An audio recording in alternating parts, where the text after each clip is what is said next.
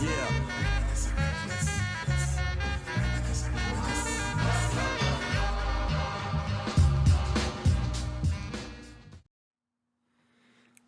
What's going on, everybody? It's your boy back with another reaction video.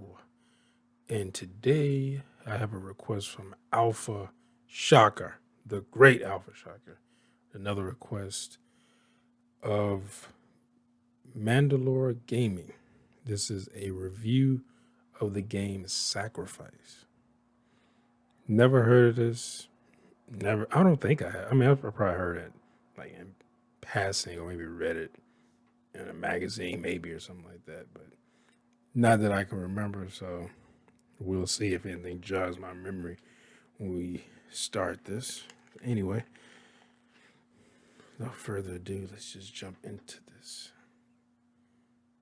Damn it. I always be looking. I'm like, where's the cursor? I always do that. And if a cursor be at the top of the screen, I'm always looking at like, where's the cursor? And I'm just moving it. And I can't see. Because I'm looking, like for some reason, I always look. Maybe because I'm used to looking at a laptop. Because I just got this desktop and I got another TV to use as a. I figured I might as well just buy another TV and just use it as a monitor and a TV because my other one was fine, but I got a little bit bigger. My other one was like a 32 inch. This is a was a 47 inch. Or was it a 50 inch? I think it's a 50 inch. I'm not about to measure. It's somewhere around there. It's over. It's over 40. So I just say that's what's bigger than my. And it's a smart TV. But I guess I'm so used to looking at a laptop, looking down, that my eyes automatically go down looking for the cursor, but it'd be at the top of the screen. Because every time I hit the mouse, the cursor goes up. Anyway, without further ado, here we. Oh yeah, I put a link in the description down below so you go check out MandaloreGaming channel yourself. Like, comment, Back when I subscribe. played Overlord, I thought the minions were fun, but I wished I had more control over them. That's when a lot of people started emailing me about Sacrifice. I had not heard much about it, and not for years. The short version is that it's a They ain't heard third-person much game about where it you play either. as a spellcasting wizard, but it's also an RTS game, with all the in-depth formations and controls you'd expect from one. The campaign has a bizarrely high-profile cast, and Tim Curry plays a god.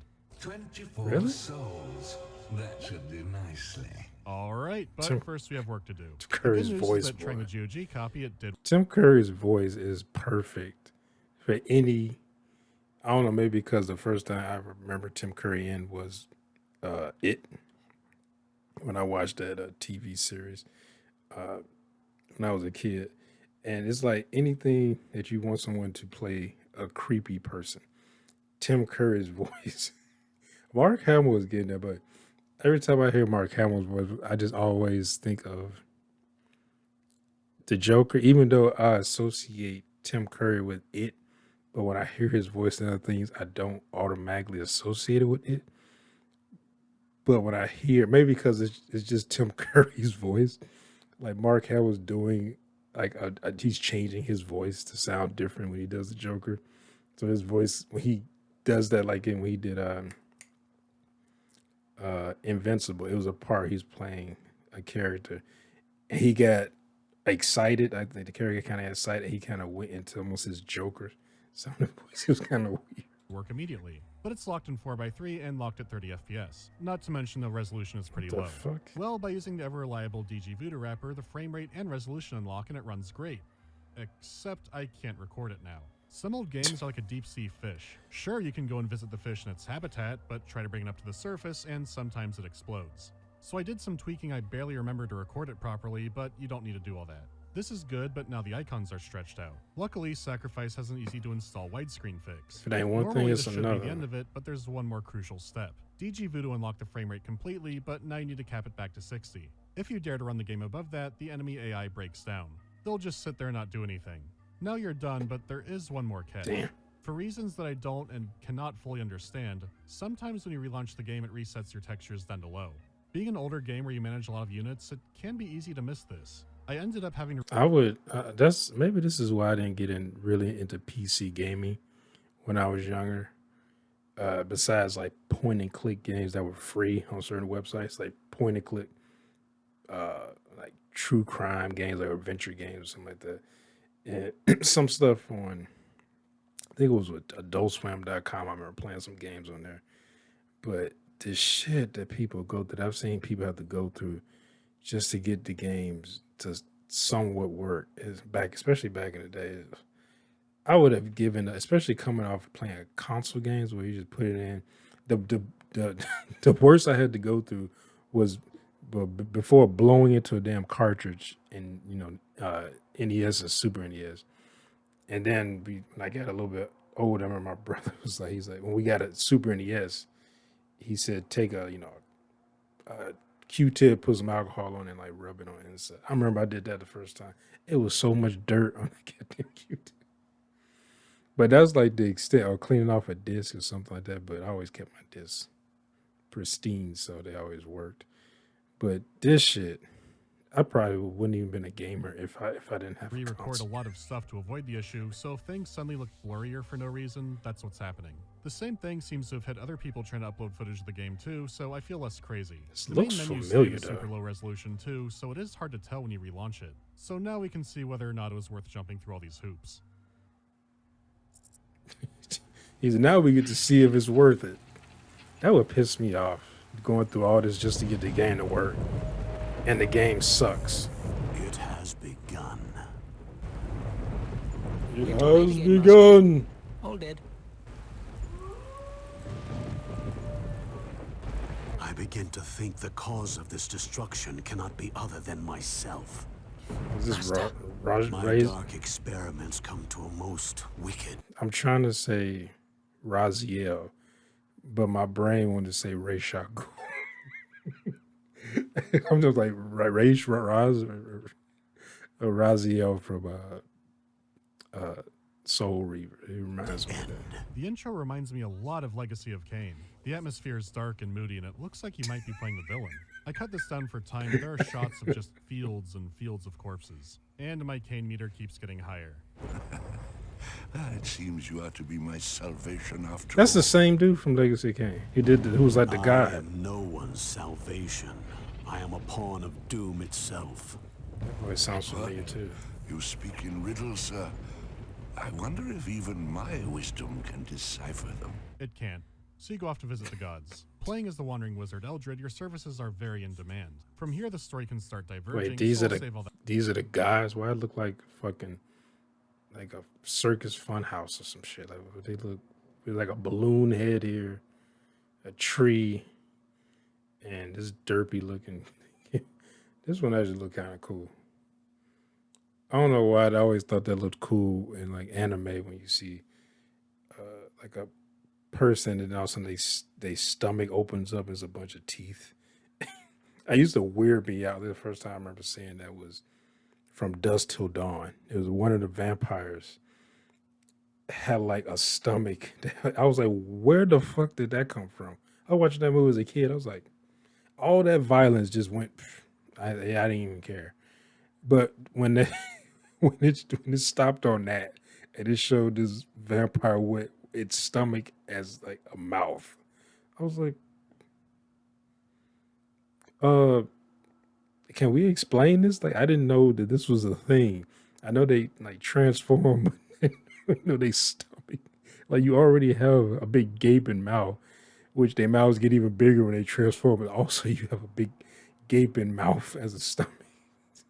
I guess it just skips the middleman. Your mouth and throat just goes straight For down. later. Let's get into the game. Graphically, for a game from 2000, this is really impressive. It's not the best this is visuals of the time or 2000? anything, but more of the scale they're operating on. These can be big maps, and each faction Yeah, can bring actually don't dozens of look units bad. to a fight. Then you combine that with all the magic effects and the terrain battle scarring like blood and craters, and it's kind of amazing this worked at all. The maps are simple, but the art style and the surreal nature of all of it really do go a long way. Some will have these swirling California brushfire skies It's that are Final gorgeous to look at Fantasy in their own shit. weird way. Usually the atmosphere is oppressive, which is appropriate since sacrifice takes place in a world that was shattered into floating islands. The balance of magic, or whatever the hell, has already shit the bed hard. This world is apocalyptic and you're constantly reminded of it. Oh, is it The terrain is still apocalyptic? too I simple didn't. and lacks I detail, didn't and I know. would agree. Except this land is all made to be broken. This isn't the kind of magic where you have a sparkle gun that'll get through airport security. Casting a spell in Sacrifice usually ends with a National Remembrance Day and a federal holiday. Hey, remember when that wizard came and casted a fucking volcano? Remember the Wall of Screaming Souls? You're not casting magic, you're committing magic. Fuck? And that's how I like it. The magic looks and acts perfectly devastating, and there are tons of spells to learn. Looking at the art style, I find it hard to describe. Everything is surreal fantasy. Magic go twisted from in 0 dark to ways with a bit of 100. humor. I don't know enough about art for this. So I think it looks like a cross between H.R. Giger and a Courage the Cowardly Dog episode. All of the magic and units are aligned to a god in this pantheon, which again I'll come back to. I But agree. to pick one I out, agree there's with that. Persephone, the goddess of life, description. good, and justice. So she has nature units like an Ent, or a mutant abomination begging for death. My life is yours. How about the troll? Don't be afraid of the troll. They This kill is quite me. good. Yeah, this is the face of life and justice. this shit is shooting out rainbows. He's like high. Look at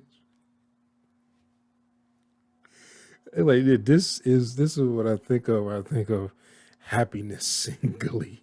It's like this shit. And look at this. It's like everything is monstrous. But it's like if you were in this world, like there's no you being you who you are, were teleported to this world and given the abilities of your character. Like you can use magic and stuff now. And let's say they even gave you the knowledge to use it. This shit, like you still I wouldn't trust this. Even if I knew, like, oh yeah, these things, they're actually the good companions and happy and they'll help you. Like when I first see this thing, I probably would kill it. And then like, oh, I'm just supposed to be it's supposed to actually help me in my quest. And I was like, I still wouldn't fully try. Look at this thing.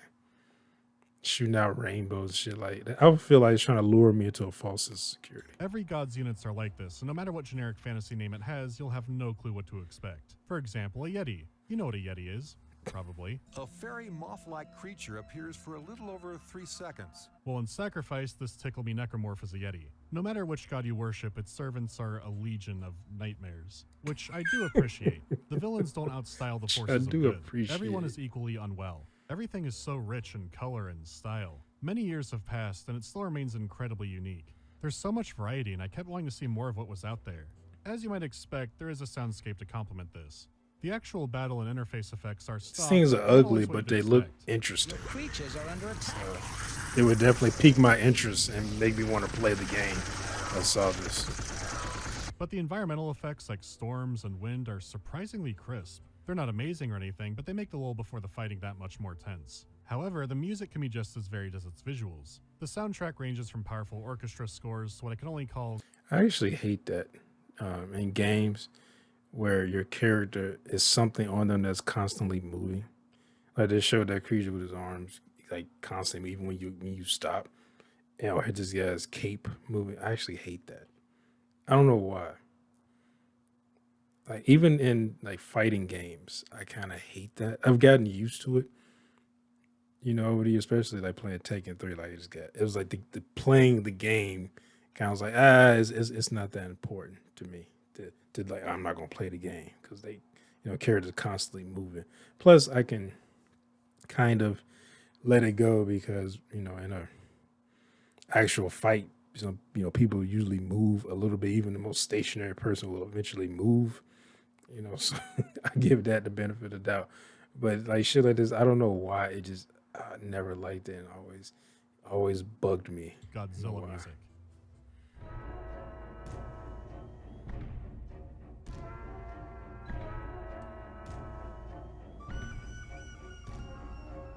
Man, that music kind of dope though.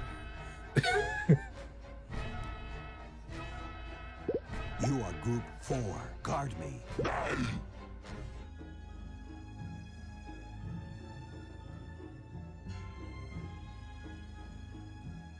This is really reminded me of Legacy of Kain. Well, not, I mean, Legacy of Kain Soul Reaver, I should say. Make the distinction between that. The music and everything. Once again, it's unique stuff. I do wish there was more of it since you'll be hearing the same thing a lot, but what is here is really good. few survivors.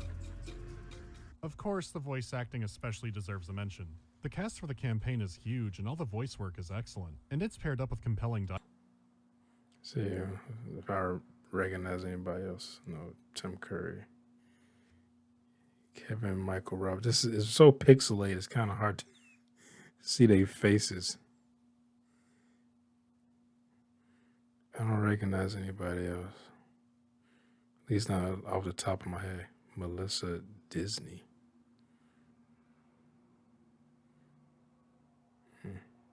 Dialogue. Like, Sacrifice has loading screens I found more interesting. Wait, than is that cutscenes in some Brad- other games. Brad No Garrett. Is that pursuit who I'm was thinking too it is? perilous, no sacrifice too great, until, well, under the many heavens and in the many worlds, there are darker things than men may dream of. Wait a minute, that voice sounds familiar. That sounds like the voice of the leader of the Azuma Ninja clan in Tenchu 2.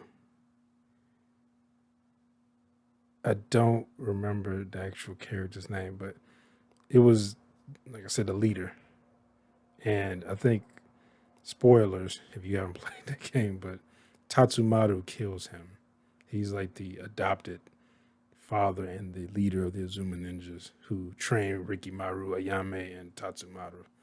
And Tatsumaru ends up killing. I remember in that where he says, "Since I killed your father, maybe it's destined for me to die at your hand." And then he's like, "Perhaps not." He's like, "I may be old, but I can still fight." You kick his ass. He was hard as fuck to beat. But yeah. I wasn't prepared for that sounds with like it. promotional images like this. I am Charno, Earthworm Jim's god cousin? of What was that? strife, god of slaughter, god of death. Where there is pain, I am there. Where there is suffering, I flourish. Where there is joy, It sounds like a great yes, well, one existence. could hardly have joy without another's suffering. No? It Sheesh. feels worth it to play through the missions just to hear more of what the gods have to say and to see them bicker with each other. It adds a lot of I bet other replayability to the gods campaign love as being well, around since him. you'll see the gods interact with each other in new ways. As for the units, I'm not kidding when I say I think the lines might have been assigned at random. They are so bizarre. Move! I! Move! Aha! La la la la la! What the fuck? I'm the fastest. Executing Whoa. Some voices are fitting and others Hey, are. I did not expect that voice to come out there. It was like a little girl's voice. It came out this blob like monstrosity. As they say, never judge a book by its cover. But I did. Wow, that was. And what was that? Lo lo lo lo. Like, what was it? A opera singer? It feels like whoever made this was just like, you know what?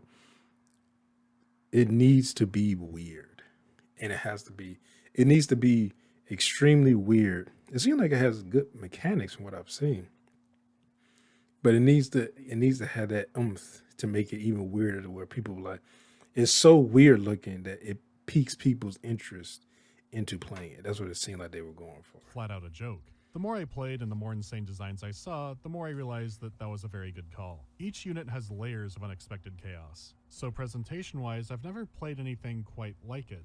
It should come as no surprise that the gameplay itself is also incredibly interesting. As far as a strategy game goes, you don't have too many resources to manage. To start with the playable wizard, you have your health and your mana, along with a pile of souls. Your life bar is straightforward. You can heal yourself up with spells, and there's not much Of to talk course, about. souls. Mana is where things become more complicated. It's used to cast spells and summon creatures, and it regens on its own, kind of. There's a magic supply chain. The maps have fountains of grade A Colombian magic. To tap into one, you need to build a manolith on top of it. This gives you a steady stream of the JK rolling juice and denies it to your enemy. But the magic must then be JK transferred to you rolling through juice. creatures called mana whores. The first type of creature we will need is a mana whore. The more of these little pots of greed you have near you, the faster your mana regens. They're weak and completely defenseless. So I if know you they have had a one, you laugh don't at have any that, more the magic coming in. developers. So having lots of magic homes and a magic harem keeps your big blue bar beefy. However, the little guys aren't free and each costs a single soul. Souls are your money and there's no way to infinitely tap into them. When your own troops die, they leave blue souls behind that you can pick up. It's as simple as just running over them. Red enemy souls are a different problem, as they must first be cleansed of sin. To do this, you summon a special sack doctor onto the enemy soul. They come out of a portal, run up with their big syringe, and then begin the soul extraction process. When it's extracted, they'll be carried off to your altar, which is basically your headquarters. From here, the souls are properly purified and then can be welcomed as part of the Chosen. Wow, that's a whole process. This is a battle of attrition. There are only so many souls in a fight. You have enemy forces and some neutral villagers. The more powerful units cost more souls to summon, but represent a new liability. Your hard-earned spirits could get yoinked from you. So when you get in a fight, you're also trying to collect the enemy's dead and preserve your own. You could escort your sack doctors all the way back to your altar, but that can be a long way. There is an option that instead of building a manolith, you can build a shrine. Now you have a forward operating base for the holy rituals. You can also make an enemy soul good if you just kill them hard enough. Nothing makes you repent like being atomized. Just kill them system hard keeps enough the and game that'd be very good now. action-oriented. You're never worrying about workers or really your economy in general. Fighting, killing, and gathering resources are all basically the same thing. If you die or kill an enemy wizard, you will respawn after a while, but you'll lose all the souls you were carrying. As the game goes on and more corpses are controlled, someone will get the upper hand. It does a good job of keeping things simple, since the shrine and manolith are the only buildings you can make. You can't build turrets on them, but you can leash a creature to one. You can fortify a point or go on a risky offensive against one, but again, souls are the investment. The focus is kept on the action, and the strategy layer is never overwhelming. With an interactive minimap you can issue commands on and a teleport spell to your structures, you'll be fine. To wipe the enemy out completely, you'll need to go to their altar, sacrifice a unit, and then kill their wizard. If the ritual is not interrupted and the caster dies, it's game over. Their altar then begins to Gmod collision glitch into the sky, and you win.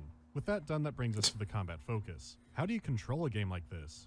It is awkward at first, but once you learn your way around it, it is really intuitive. There's even a hotkey to assign a hotkey to whatever your mouse is over. It makes it easy to change things around on the fly. That's cool. The keyboard is mainly used for grouping units and using abilities like any other RTS game. But you still have your cursor to interact with icons and units on the screen directly. For unit formations, you can hold right-click and expand out into different menus and icons. This is known as the mouse gesture control system. It was highly praised as revolutionary and innovative when Black and White 1 did it a year later. So they did it, then somebody else did it a year later, and they was like, "Oh, they're the ones." 20 years. So it makes They're the ones controlling who everything actually no did it. problem. At least when you're organizing your army, They because get the when credit the fighting for it. starts, things get chaotic. You want to manage your units to make sure they're in position to fight weaker counterparts, but you're also managing yourself and your own spells, and you're casting support stuff on your people and on yourself because you don't want to die. And all the while, you're keeping an eye out for souls. Normally, games like this, I don't usually like. This looks interesting. Like I said, it looks weird enough to me to be interesting. But it'd be so chaotic. Like, it's just everything's happening. I don't know why. Maybe because I got older and it's just like it's hard to focus on one thing. But even when I was younger, like I remember seeing a friend of mine play. He's playing World of Warcraft, and he was like addicted to that game. He was so addicted that he was one of those gamers that had a canister that he pissed in so he wouldn't have to get up. And I was like, I told him, I said, dude, don't you ever do this shit again. Because I was like, why does it smell like piss in here? He had left it because he was late for work and left it with the top open. I was like, I got off work and walked out, it smelled like piss in here because it was hot outside and all the windows were closed. So it was just the piss smell just seeping in everything. I was like, oh my God. But I watched him play it for a little bit and it was just too much going on for me to really get into. I don't know. Just weird like that, I guess. There's a lot going on in every battle. Your troops are smart enough to where they'll move and hunt down targets on their own, but they'll always be more effective with you controlling them. There's a lot to manage at once, and sometimes magic or monsters will take a higher priority. But there are players out there that are insanely good. I guess at if you get this used to game, it, then I'd like to see those matches. Sure, you have maybe I access just to never those, but gotten some of used your to it, units played do enough to too. get used to it. In a skirmish or multiplayer match, what abilities and monsters you have can be picked out through a spellbook. Having 9 levels of power with 5 choices each, there's a lot of room to experiment. While the units are broken down into 3 main types, melee, ranged, and flying, each god goes in their own They little look like quirks, flying like gorillas. Charles Undead healing by attacking, or any other little ability a unit might have.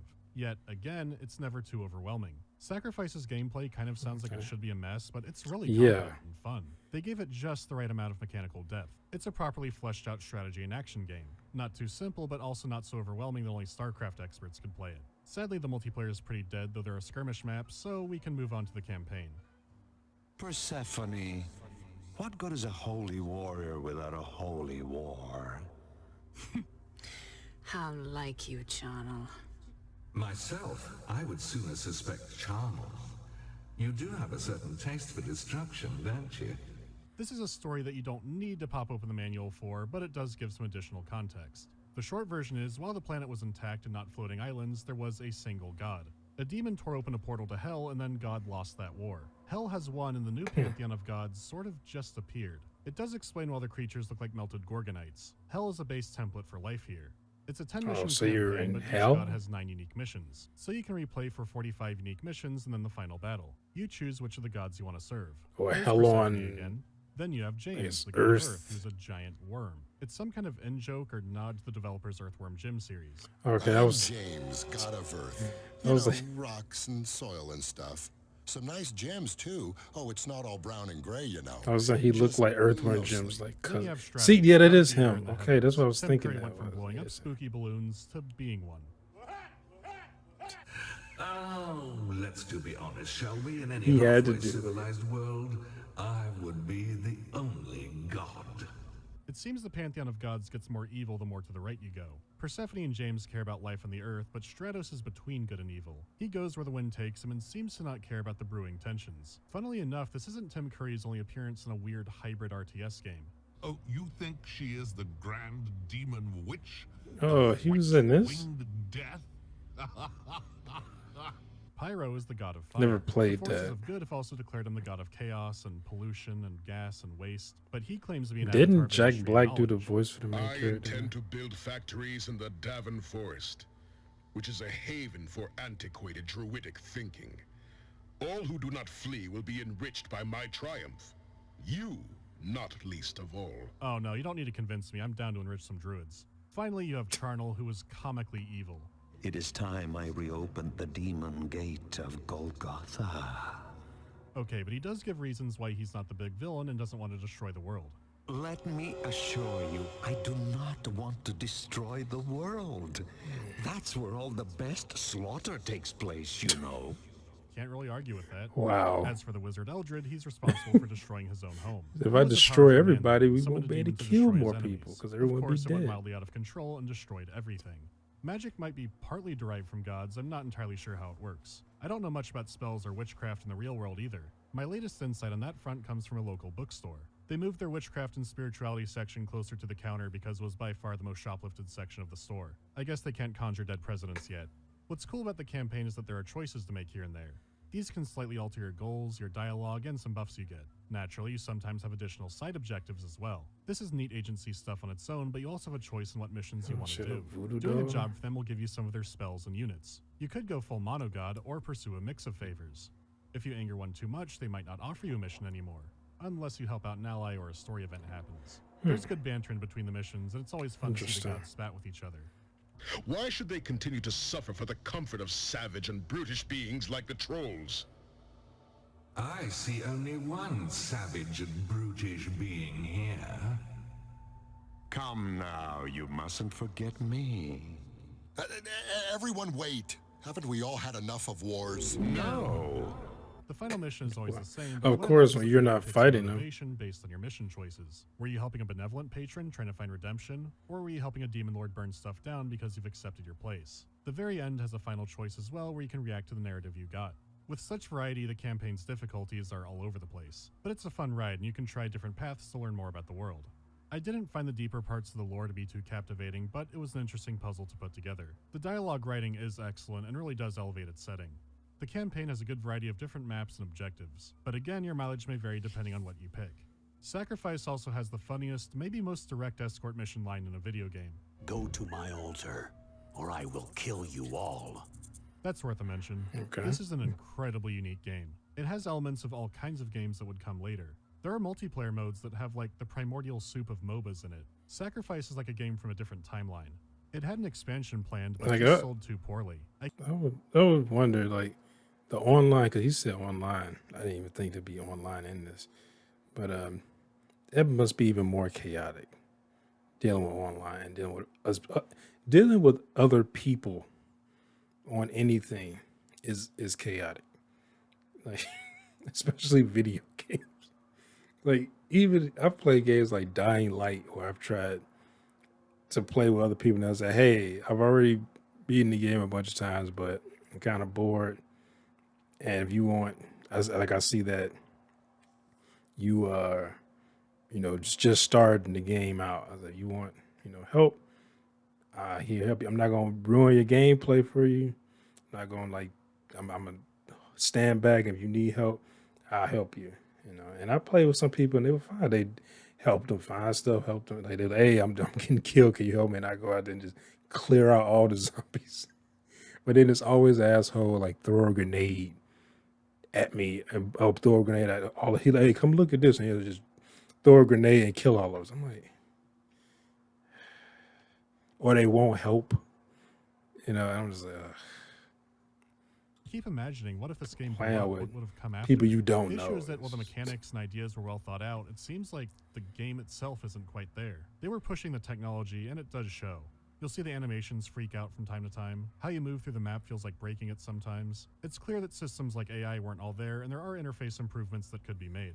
But these are mainly consequences of it just being an old game that was very ambitious. You do have to do some work for the best experience, but I do recommend this game. This is one of those titles that I would love to see get the HD remaster treatment. If it had proper polish and better AI, the fights could be less chaotic. Even just having multiplayer back would be nice. I would love to see how people now play Sacrifice. That's all for now. Until next time. All of your mana whores have been slaughtered. Man, all of your mana whores have been slaughtered. Man. Oh, the developers were having too much fun with it. Man, but that look cool. I'm interested in seeing a remaster of that. If I had like Bill Gates type money, a lot of these old games like this, I would look at and probably play through or get someone to play through. Right. Well, I might play through it myself, or at least most of it, just to see how it is. I'm like, you know what? Let's hire some people and get a remaster of this. Buy the rights to it, because I'm sure they probably the rights to be cheap, or hell, even try to get the old team back and say, hey, now we got. If they, I don't know if they still work, if they not, then you might need to get new people who are up on the new technology. But get them in there, remaster this, or hell, well, I guess you'd be a remaster if you keep the same story. Because I was thinking kind of rebooting, changing some stuff to make, some storyline make it more sense, make more sense, or fill plot holes and stuff like that. And usually when you see people do that, they'll say, well, it's a reboot because they've changed, especially changed things in the plot. Then it's always kind of more of a reboot than a necessary remake. But those words kind of get thrown around. Like people use them for the same thing. Like, oh, it's not a remake is actually when they change a bunch of stuff, and reboot is when they just modernize it or something, which is the same thing. It's kind of like changing it if you think about it. And people get pissed off if it's something that's pretty much the exact same as it was before, but instead of a white character, now it's a black character. So people get pissed off. Like, it should be the exact same with the same race of people. It's not the same actor in it because it's years later, but it'd be a different acting. Oh, well, you race bend or you gender bend, and people get pissed off and say it's woke or pandering trash, and then they just completely write it off. It's like, well, it's not the same example as that. It was like that RoboCop remake, or I guess reboot, where because that whole story kind of changed. Where the movie I thought was okay. I mean, it wasn't anything spectacular, but it wasn't horrible. But I think it was. I noticed a lot of people got pissed off with that. Just the fact it was called RoboCop, and then of course you're gonna compare it to the old RoboCop, which yes, it wasn't as good as, but on its own, it was a decent, a sci-fi kind of action movie. But compared to the old RoboCop, that was just ultra violent and over the top. I mean, yeah, hell, even the second RoboCop, and well, that was in the '90s, but that was still like just over the top, like everybody. So I mean, yeah, it's gonna fail in comparison to that. But I mean, like I said, I think the movie was decent. Like with this, if I had the money, I would do. Well, they did a what was it called? Pathologic, because they showed it. Was it Pathologic 2? Because now I forget, because I know he did a review on it. And I think it was Pathologic 2, not Pathologic. Now, it wasn't a remake of that game. It was an actual sequel, but it was made with better, you know, graphics and mechanics and stuff like that. So, like, if I had the money, I would remake Legacy of Kain, just all of Legacy of Kain, Soul Reaver. I don't know. I guess the Legacy of Kain, Soul Reaver too. I didn't play that. I didn't beat that. I beat the Legacy of Kain, Soul Reaver, but I didn't beat 2. I never owned that. I remember borrowing that, and the person I was borrowing from, like, I had it for maybe a couple months, and those games are long. And as a kid, you go into school, you ain't got a whole lot of time to play something for just hours and hours, except on the weekend. And he was like, I might need my game back. And I was like, what I let him borrow?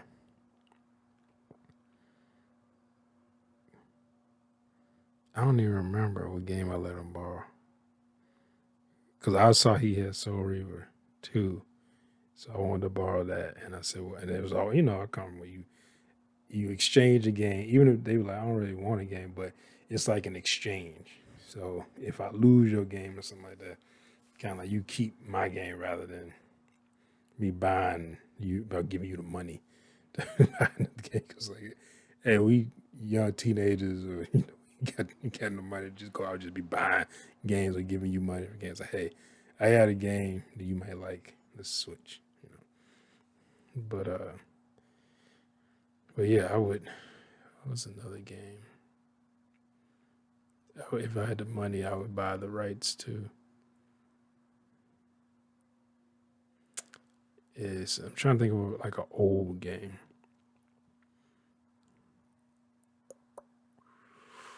I can't just think. Cause they're doing a remake of the Old Republic, so even though I didn't beat that game either, but I thought it was a fun game to play. But they remade Resident Evil 2, which I love that game. But I haven't played the remake.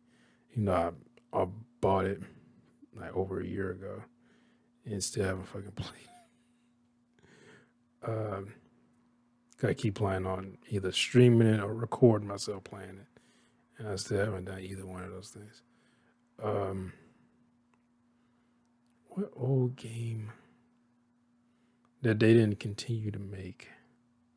I can't think of it. But what game would you, if you had the money and everyone and you could, if you had the money, your unlimited money, and you could buy any game you want to do a remake or a remaster of, like, what game would it be? Something that is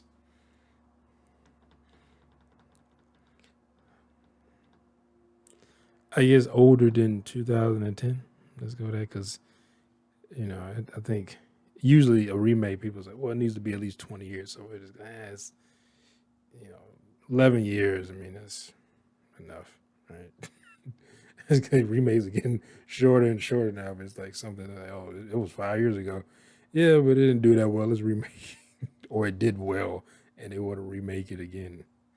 Or it was something from another country that did well, and let's do an American version of it, so it'll be digestible for our American audience, because people don't like that over there, even though apparently they did. That's what you redo. Like District B13, I was like, why did they remake that because they remade it and just put Paul Walker in that role, in the role of the what was he, the French cop. They put him in that role, but the other guy, I forget his name, but I guess he like kind of invented modern parkour, and he was in it. I can't remember that guy's name, but he was still in it. They only replaced, they put an American in, I guess. So when Americans see it, it'd be more digestible. They'd be like, oh, I'll go watch that because an actor I know is in it. And this one, he was, Paul Walker was at his height as far as like Fast and Furious. I think it was sometime, was it Fast 6? Or Fast 6? Maybe Fast, after, I know it was after Fast 5. Because after they start, making more money, it started, the trajectory of the Fast and Furious franchise start going up. But yeah. Anyway, hope you all enjoyed my reaction. One, if you did, make sure you hit that thumbs up button down below. Make sure to subscribe if you're new here. Hit that bell. You'll be notified when I upload new videos. Comment down below. Share this video. See y'all next time. Peace.